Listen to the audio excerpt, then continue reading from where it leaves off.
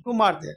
वो उनको चाहते हैं गो हमारे घर पर क्यों नहीं रहे, एक लक्ष्मी के रूपे हैं अवस्थित, मर जाए उसको हम गाड़ दे, तो उसके गाड़ने से खाद्यान्न से बहुत उपजाऊ होता है। और वो व्यक्ति करते हैं, बेच लेते हैं, जो उनको माता के प्रति, देश के प्रति निष्ठा, उस पर भी हम लोग कार्रवाई कर रहे हैं। ऐसा तुम क्यों करते हो, ऐसा मत करो, उसका हाथ मत बेचो। आपने यहाँ बहुत बड़ा गौशाला झंझारपुर सब डिवीजन है, यहाँ आपने ये प्रस्ताव कभी रखे हैं कि नहीं एक ऐसा गौशाला यहाँ होना चाहिए?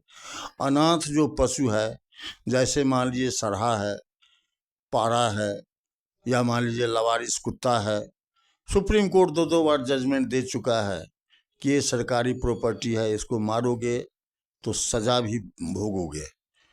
पागल कुत्ता को भी तुम नहीं मार सकते हो, अगर ये है तो तुम सरकार को सूचित करो।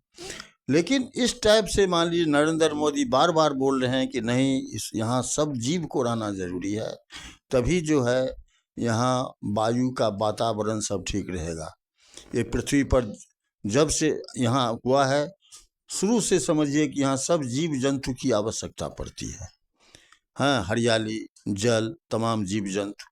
लेकिन अभी जो नया नरेंद्र मोदी का जो समझिए कि युग आ गया है, यहाँ जो कार्यकलाप हो रहा है, लग रहा है कि आज नहीं कल, कल नहीं परसों इस पर पलटेगा। आपको क्या कहना है इस पर? ऐसा है कि देखिए, पक्षु जो होता है ना, एक देश की संपत्ति है, वन प्राणी है। इसको कोई मार, यदि कोई मार दिया जाए तो उसका मर्डर केस हो सकता है, कुछ भी हो सकता है।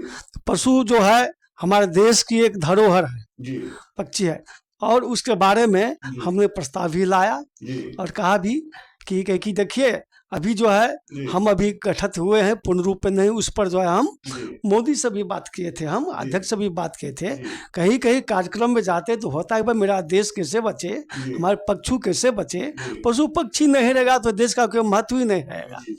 तो उसमें जो है कहा गया है कि ठीक है, उसका प्रस्ताव हम लाएंगे। जैसे अभी राम जन्मभूमि देश का सबसे बड़ी, सर वो राम जन्मभूमि वाला बहुत टॉपिक चला है, उसको छोड़ दीजिए। अभी झंझारपुर में जो है, मैं झंझारपुर के बारे में पूछ रहा हूँ कि आपका आरएसएस का कहाँ कार्यक्रम चल रहा है?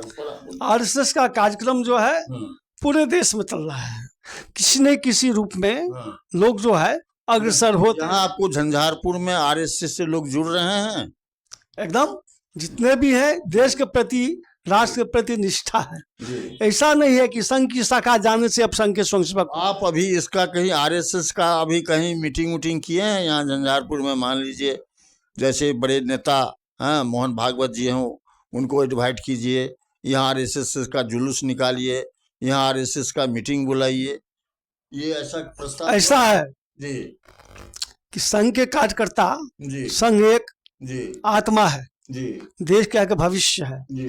आज संघ है इसलिए देश भी है, नरेंद्र मोदी है इसलिए हिंदुस्तान का अस्मिता बचा है, और एक भगवान के रूप में किसी रूप। क्या इस बार आपको उम्मीद लग रहा है कि फिर नरेंद्र मोदी प्रधानमंत्री बनेंगे?